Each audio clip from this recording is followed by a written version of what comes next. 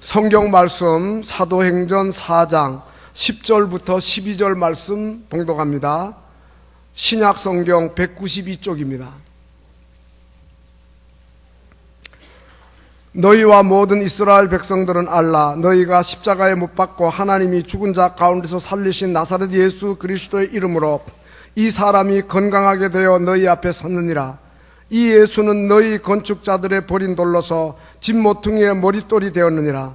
다른 이로서는 구원을 받을 수 없나니 천하 사람 중에 구원받을 만한 다른 이름을 우리에게 주신 일이 없음이라 하였더라. 아멘. 시온 찬양대의 찬양으로 하나님께 영광을 돌리겠습니다.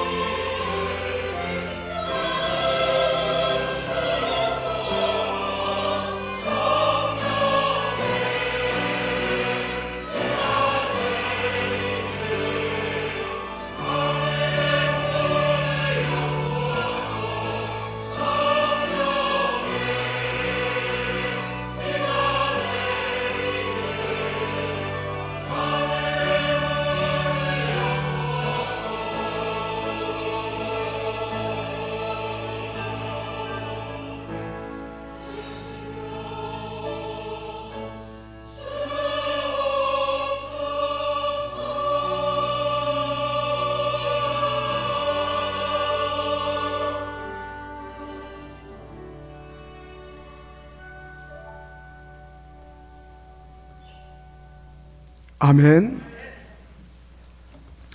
사도행전을 성령행전이라고도 부릅니다.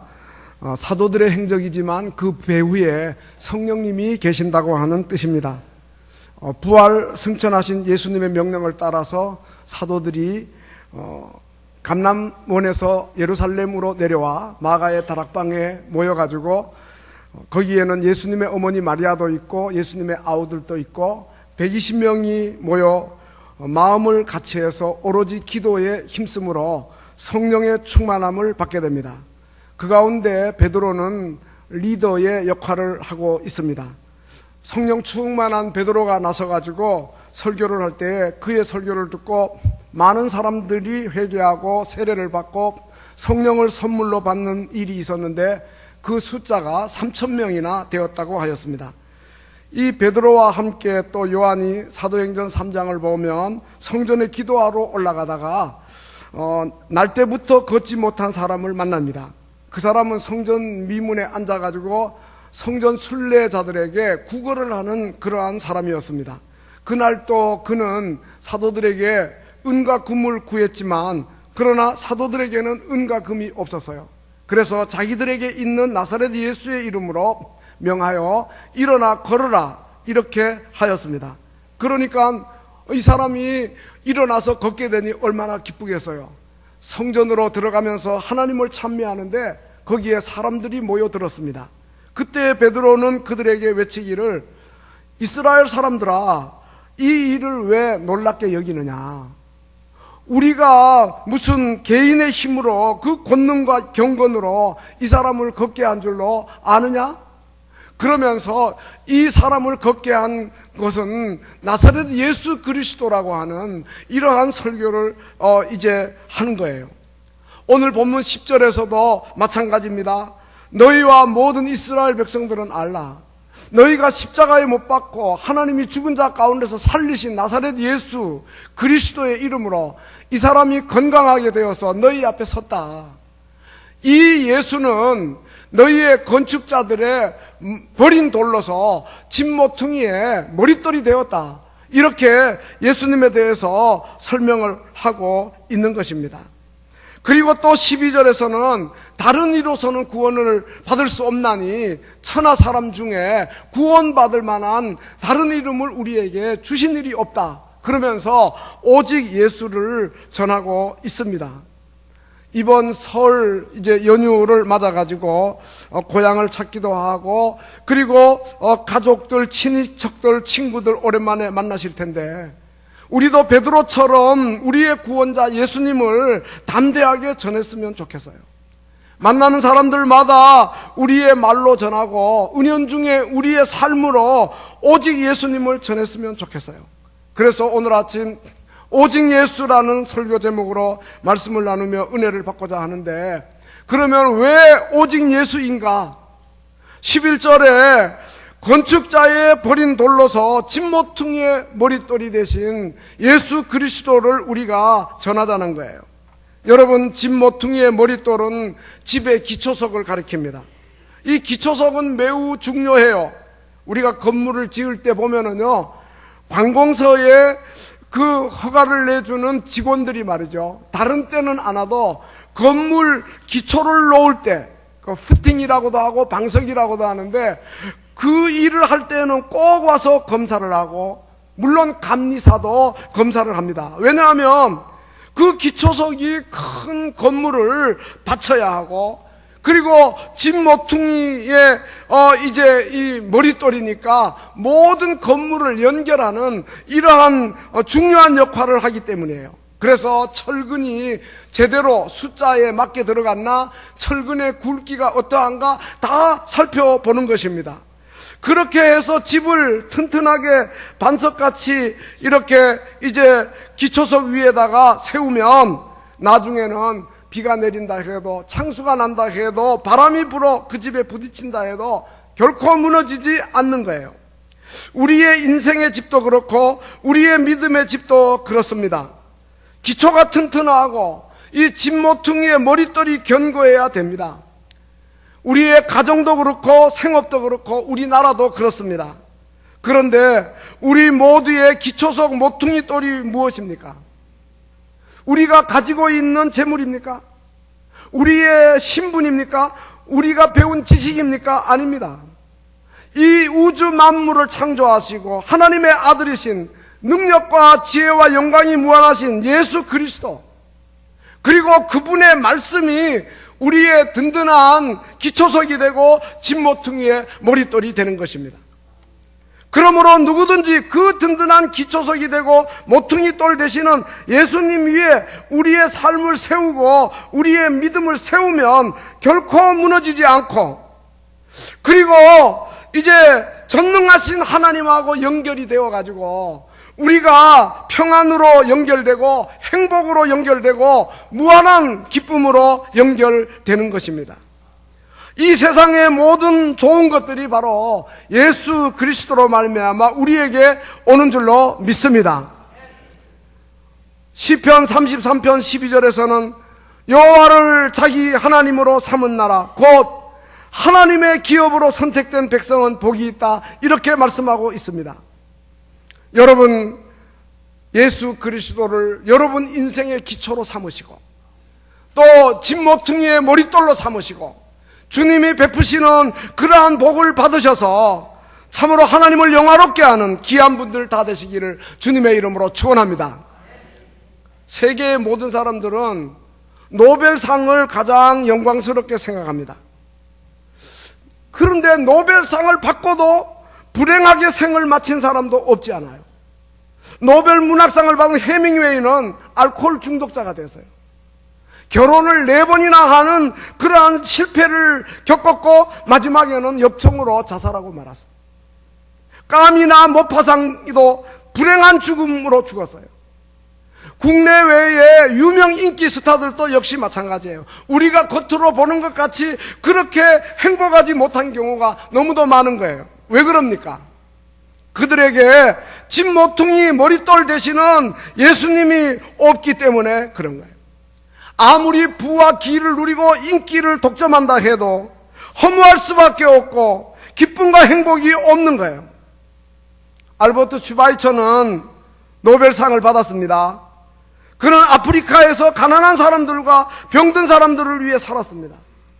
비록 잘 먹고 또 잘 입지 못해도 아프리카 병들고 가난한 흑인들과 더불어 평생을 살았지만 그는 누구보다 행복하게 살았어요. 왜? 예수 그리스도가 그에게 기초석이 되고 모퉁이의 머릿돌이 되었기 때문이에요. 테레사 수녀도 마찬가지입니다. 노벨상 받고 인도에 가서 가난한 마을에서 불쌍한 사람들과 함께 살았어요. 그러나 그는 행복하고 장수했어요. 왜요? 그녀에게도 역시 예수 그리스도가 그녀의 기초석이 되고 집모퉁이의 머릿돌이 되었기 때문이에요. 그러므로 우리의 삶이 허무하고 불안하고 불행한 이유는 못 배우고 못 먹고 못 입어서가 아니라 예수 그리스도가 그에게 기초석이 되지 못하고 집모퉁이의 머릿돌이 되지 못하기 때문인 거예요. 사랑하는 성도 여러분, 우리 주님께서 우리의 기초석이 되고 집모퉁이의 머릿돌이 되고 그래서 우리 모두는 축복을 받아 행복한 삶을 살 수 있기를 주님의 이름으로 축원합니다. 우리 개인뿐 아닙니다. 우리 가정도 그렇고 우리나라도 그렇습니다. 여러분, 미국의 조상 청교도들이 다 보배로운 그 모퉁이 돌 예수님을 그들의 삶에 모시고 살았어요. 그러니까 그 후손들이 복을 받아요. 그 나라가 길지 않은 아주 짧은 역사를 갖고 있지만 오늘날 제1의 국가 아닙니까? 그들이 쓰는 영어가 국제 통영어 아닙니까? 그들이 사용하는 화폐 달러에다가 In God we trust, 우리는 하나님 신뢰한다, 돈 신뢰하는 거 아니다, 그러한 신앙으로 사니까 달러가 국제 그러한 화폐가 되고 있지 않느냐 이 말이에요. 영국에서 핍박받던 청교도들이 대서양을 건너 미국을 갔어요. 그런데 이제 프랑스에서 핍박을 받던 그리스도인들은 알프스 산속으로 들어갔어요. 그곳에 이제 그들이 모여가지고 신앙으로 기도하고 영적 훈련을 받으며 살았는데 그 땅이 바로 스위스입니다. 조그마한 나라입니다. 인구가 지금도 600만 정도밖에 안 되는 작은 나라예요. 근데 이곳이 장로교회의 본산지입니다. 제네바가 스위스에 있어요. 요한 칼빈이 하나님 통치하시는 거룩한 도시를 만들려고 도박을 금지하고 춤을 금지하고 사치와 방탕을 줄이고, 그들은 많은 인구라든가 큰 땅을 요구한 게 아니었어요. 하나님 앞에서 어떻게 하면 우리가 바르게 살까, 거기에다만 관심을 갖고 초점을 맞추고 살았어요. 근데 하나님이 그 사람들에게 지혜를 주셨어요. 무슨 지혜를 줬냐면 시계를 잘 만드는 지혜를 주셨어요. 그래서 오늘날 시계 하면 스위스지요. 뭐 미국도 일본도 우리나라도 시계 만듭니다. 그러나 다른 나라 시계는 인정해 주지 않아요. 다른 나라 시계는 값이 싸요. 근데 스위스 시계만 값이 비싼 거예요. 시계 하나에 1억이 넘는 것도 있다 그래요. 중국에서 아주 갑부들은 스위스 시계를 갖는 게 소원이라 그러고, 미국의 상류층도 스위스 시계를 갖기를 원하고, 일본도 마찬가지라 그래요. 이 전 세계가 스위스 시계를 찾는데, 그러니까 그 나라는 시계 하나만 잘 만들어도 부자가 되고, 그리고 또 제일 신용을 얻고 또 제일 좋은 나라를 만들어가는 것을 보게 되는 것입니다. 사랑하는 성도 여러분, 우리가 하나님 잘 경외하면, 우리가 좀 부족해도 우리가 이제 모퉁이 돌 되시는 예수 그리스도만 모시면, 예수님이 우리의 인생의 기초석이 되면 우리는 무슨 일이든지 능치 못할 일이 없는 줄로 믿습니다. 그러므로 문제는, 중요한 것은 예수님이 우리 인생의 기초석이 되느냐, 모퉁이 돌이 되시느냐, 이게 가장 중요한 거예요. 하나님께서 멸망받을 수밖에 없는 우리 인류를 위해 예수 그리스도를 우리의 집 모퉁이 돌 기초석으로 보내셨어요. 그러므로 예수님이 내 인생의 머릿돌이 되고 기초석이 되어야 돼요. 우리 가정도 그렇고 우리나라도 그래요. 그런데 멸망받을 수밖에 없는 인류를 위해 하나님이 머릿돌로 기초석으로 예수님을 보냈는데, 이거는 이미 구약에서 예언된 내용입니다.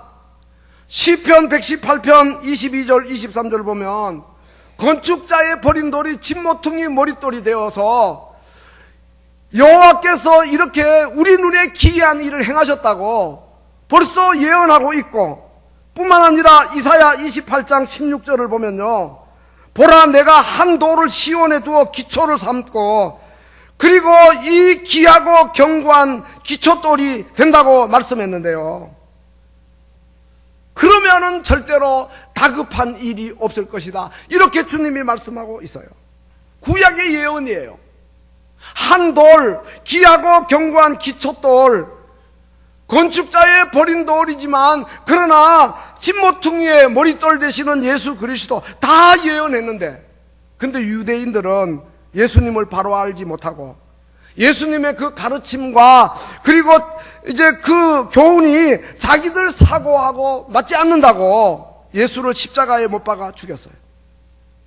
유대인들이 백성들을 이 지도자들이 선동하고, 그리고 로마 총독 사법권을 가진 자를 압박해가지고 예수님을 십자가에 못 박았는데, 이건 마치 건축자들이 귀한 돌을 가치를 모르고 그냥 버린 거하고 똑같은 거예요. 예수님이 그렇게 취급을 받았어요. 그래서 결국 유대 백성은 어떻게 되었습니까? 예수님 십자가에 죽으시고 40년이 지나가지고 AD 70년에는요 로마 디도 장군이 예루살렘 파괴하고 성전 불태우고, 그리고 유다 백성들은 세계 각지로 디아스포라가 되어 흩어지고, 얼마나 그 역사 가운데 고난의 역사가 있었는지 우리가 잘 아는 대로 히틀러 나치 때에는 600만 명이 가스실에서 죽었어요. 1948년에 와서야 이스라엘이 독립국가가 된 거죠. 왜 그랬습니까? 기초석이 되고 집모퉁이에 머릿돌 되시는 예수를 버렸으니까. 여러분, 우리나라 북한도 마찬가지예요. 선교사가 들어와가지고 복음을 처음 전할 때 북한의 교회가 막 크게 부흥했어요. 그래서 남한에 비롯해서 이제 북한이 부흥돼가지고 장로교회만 하더라도 북한에는 시나 군 단위로 노예가 조직됐어요. 평양시의 평양노예, 그리고 뭐 안주의 안주노예, 뭐 이렇게 됐어요. 남한에는 서울하고 경기도를 합쳐서 경기노예, 충남 북을 합쳐서 충청로에, 전라남도 전라북도 합쳐서 전라도에 이럴 때에 북한은 그렇게 교회가 흥황을 했어요. 그런데 해방 이후에 북한의 무신론, 유신론 이 공산당이 들어서면서 유대인처럼 진모퉁이에 머릿돌이 되고, 그리고 기초석이 되는 예수님을 버린 거예요. 김일성 1인 독재체제를 위해서, 김씨 왕가의 족벌체제를 위해서 자기들이 우상이 돼서 자기 섬기라고 그렇게 이제 예수님을 버린 거예요.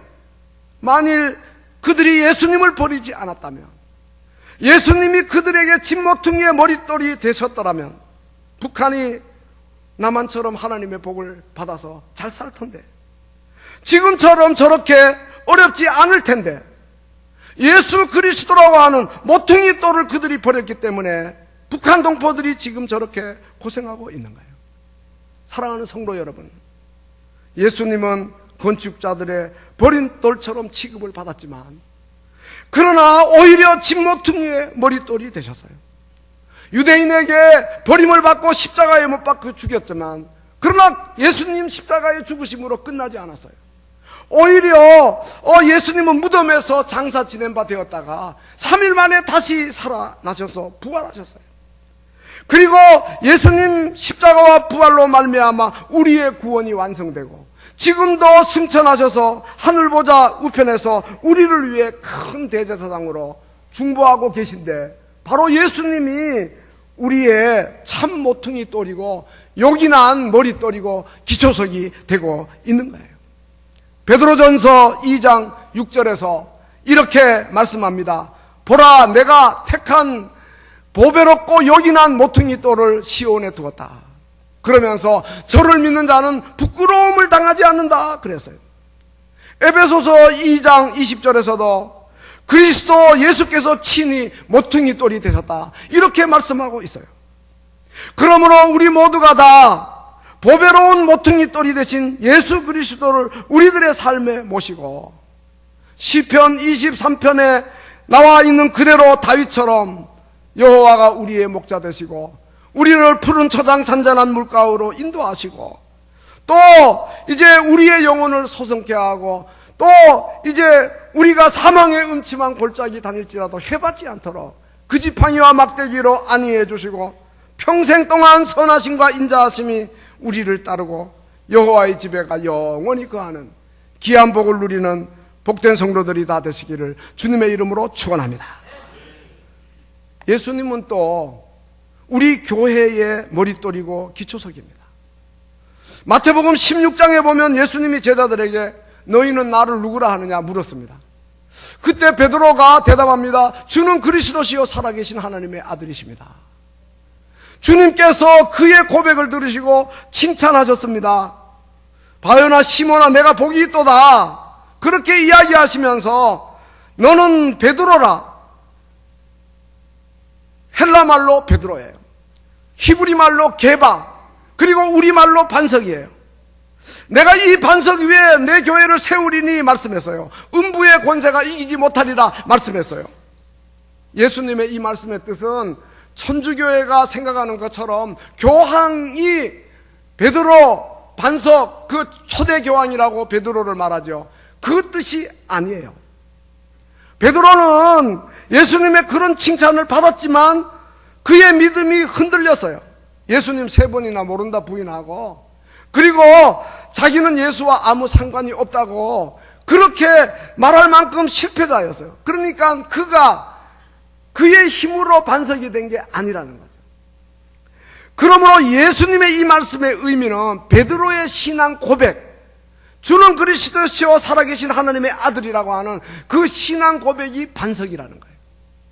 이 의미는 또 우리의 주가 되시고 임금이고 주인이고 왕이 되신, 그리고 그리스도가 되신, 구원자가 되신, 그리고 하나님의 아들이신 예수 그리스도가 반석이라는 뜻이에요.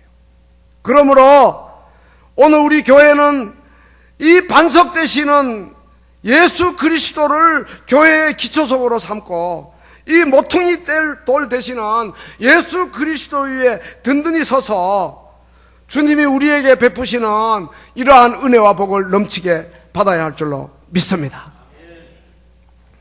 그리고 오직 예수 그리스도, 그분이 유일한 구원자가 되시기 때문에 베드로가 그렇게 외친 것이에요. 베드로가 성령 충만해서 나사렛 예수 그리스도가 유일한 구원자가 되었다. 40년 동안 일어나지도 걷지도 못한 이 사람, 이 거린이 예수 그리스도를 통해 가지고 치유받고 건강한 사람이 되었는데, 베드로는 여기서 끝나는 것이 아니고 이 거린이 치유와 함께 구원까지 받았다. 그것을 지금 이야기하고 있는 거예요. 육체적으로 치유받은 것만 끝나는 게 아니고 구원의 문제, 예수님이 다 해결해 주셨다는 거예요. 그러면서 다른 이로서는 구원을 받을 수 없나니 천하 사람 중에 구원받을 만한 다른 이름을 우리에게 주신 일이 없다. 성경은 이 사실을 처음부터 우리에게 보여줘요. 창세기를 보면 아담과 하와가 금단의 열매 선악과를 먹고 범죄했죠. 그때 하나님이 무슨 일을 하셨습니까? 창세기 3장 15절을 보면은요, 아담과 하와를 유혹하여 범죄하게 한 이 마귀 사탄에 대해서 내가 너로 여자의 후손과 원수가 되게 하겠다. 그리고 여자의 후손이 너의 머리를 상하게 하고 너는 그의 발꿈치를 상하게 할 것이다. 여자의 후손의 발꿈치를 상하게 하는 것은 예수님을 십자가에 못 박는 걸 가리키는 거예요. 그러나 그 머리를, 여자의 후손의 머리를 상하게 하는 것은 이제 너의 머리를, 여자의 후손이 너의 머리를 상하게 한다는 것은 사탄을 멸한다고 하는 그런 뜻이에요. 여자의 후손은 복수처럼 보여도 히브리 원문에는 한 후손입니다. 영어 성경에도 단수로 되어 있어요. her seed. 예, 그녀의 씨앗, 단수로 되어 있어요. 바로 예수 그리스도를 가리키는 거죠. 그 예수 그리스도가 오셔서 그가 탄생하는 소식을 그 마리아의 약혼자 그 요셉에게 천사가 와서 이야기하죠. 뭐라고 이야기합니까? 예수님의 탄생을 예고하면서 아들을 낳으리니 그 이름을 예수라 하라. 이는 그가 자기 백성을 저희 죄에서 구원할 자이심이라. 예수라는 뜻이 구원한다는 동사예요. 모세는 명사고. 그러니까 벌써 예수님이 이렇게 이제 구원자가 되신다는 것을 이 성경을 통해서 이야기하고 있고 예수님이 오셔서 성취된 거예요. 물론 어떤 사람들은 기독교에만 구원이 있다 그러면, 아니 이 과학 시대에 이 기독교가 너무 독선적이다, 너무 배타적이다, 나 홀로 진리라고 주장하고 자기만 옳다고 하는 이것은 현대사도에 맞지 않는다, 이렇게 이야기하는 사람들도 있죠. 산의 정상으로 오르려면 여러 길이 있는 것처럼 뭐 불교도 유교도 이슬람교도 다 인정해야지, 구원이 기독교에만 있다 이렇게 가르치는 것은 옳지 않다고 말하는 사람 많아요. 그러나 베드로 사도는 다른 이로서는 구원을 받을 수 없다. 천하 사람들에게 그 구원받을 만한 이름을 주신 적이 없다, 그렇게 이야기하고, 예수님도 나로 말미암지 않고는 아버지께로 올 자가 없다, 그렇게 말씀하시면서 내가 곧 길이요 진리요 생명이라고 이렇게 말씀하신 것입니다.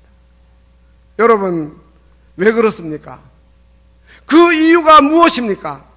우리의 구원을 위해 하나님이 보내신 자는 예수밖에 없어요.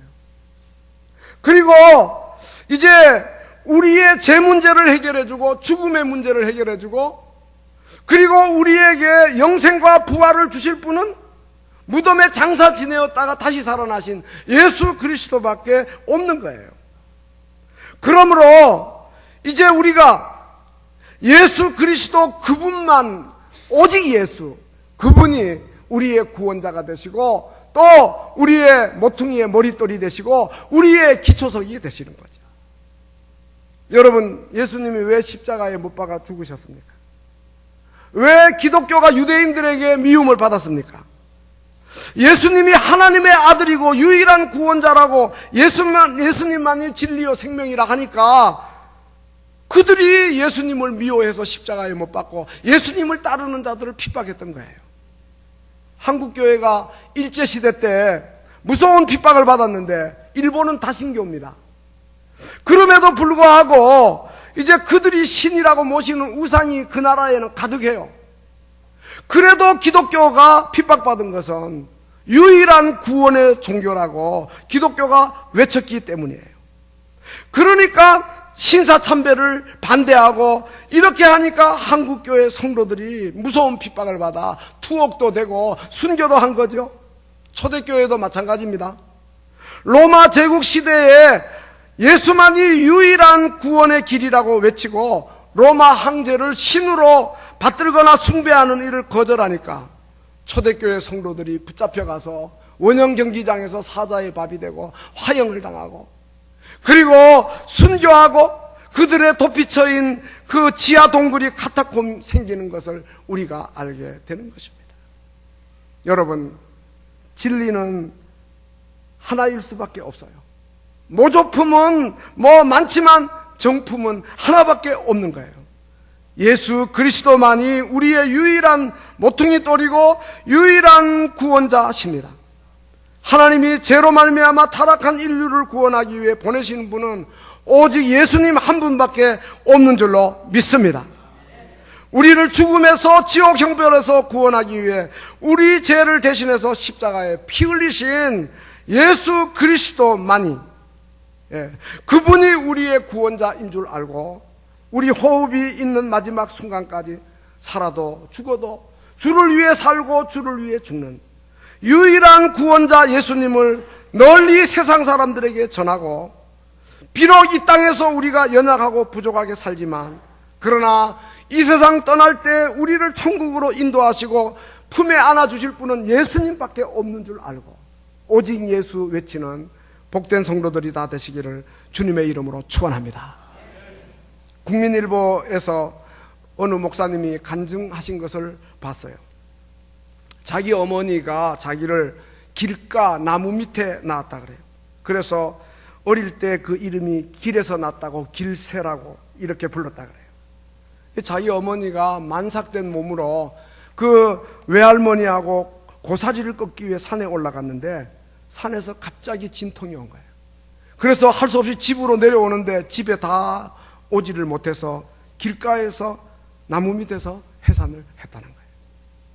그런데 얼마 후에 자기 어머니가 자기를 두고 집을 나갔고, 그리고 아버지는 그 어머니를 찾아다니다가 뜻을 이루지 못하고 연탄가스 중독으로 세상을 떠나고 말았다 그래요.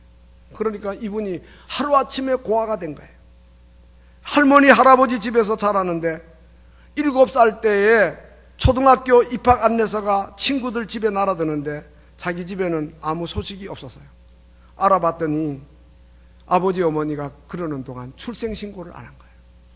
그러니까 아버지는 죽었고 어머니는 집 떠났고 할 수 없이 할아버지가 그 아이를 막내 아들로 출생신고를 해가지고 손자인데 그렇게 해서 학교를 다니는 불행한 어린 시절을 보냈다는 거예요. 그러니까 이러한 이 불행 속에서 또 한 가지 겹친 것은 자기 때문에 할아버지가 매일 술 잡수고 집에 오면 할머니하고 심하게 싸우고, 이런 가운데서 이 사람은 불량아가 되어서 낮은 자존심, 외로움, 우울감, 어머니에 대한 분노가 쌓여서, 근데 그가 중학교 2학년 때 겨울방학에 교회를 나가기 시작했는데 아마 동계 수련회가 있었던 모양이죠. 가서 은혜를 받고 그리고 성령을 체험하게 되어서 그때부터 그의 삶에 놀라운 변화가 왔는데, 환경과 상황은 달라지지 않았지만 과거와 전혀 다른 새 사람으로 변화되어 새로운 삶을 살고 지금은 목사가 되었다 하는 이러한 글을 봤어요. 그러면서 자기는 자기를 구원하시고 삶의 변화를 주신 그 예수님을 사람들에게 자랑하는 게 부끄럽지 않다는 거예요. 자기의 구원자가 되고 자기의 삶의 변화를 주신 그 예수님을 널리 알리지 않고는 견딜 수 없다는 거예요. 바울이 그랬습니다. 로마서 1장 15절 16절에 보면 나는 할 수 있는 대로 로마에 있는 너희에게도 복음 전하기를 원한다. 그러면서 내가 복음을 부끄러워하지 않노니 이 복음은 모든 믿는 자에게 구원을 주시는 하나님의 능력이 됨이라고 하였습니다. 사랑하는 성도 여러분, 설 명절이 다가옵니다. 가족들도 만나고 또 친인척들도 만나고 친구들 모임에도 가실 것입니다. 명절 때뿐 아니라 보통 우리가 직장에서, 학교에서, 친구들 모임에서 유일한 구원자가 되신 예수 그리스도, 우리의 삶에 놀라운 변화를 주시는 예수 그리스도 자랑하기를 부끄러워하지 말고 담대하게 예수 그리스도를 널리 전하는 복된 성도들이 다 되시기를 주님의 이름으로 축원합니다. 기도하시겠습니다. 하나님 아버지, 설 명절이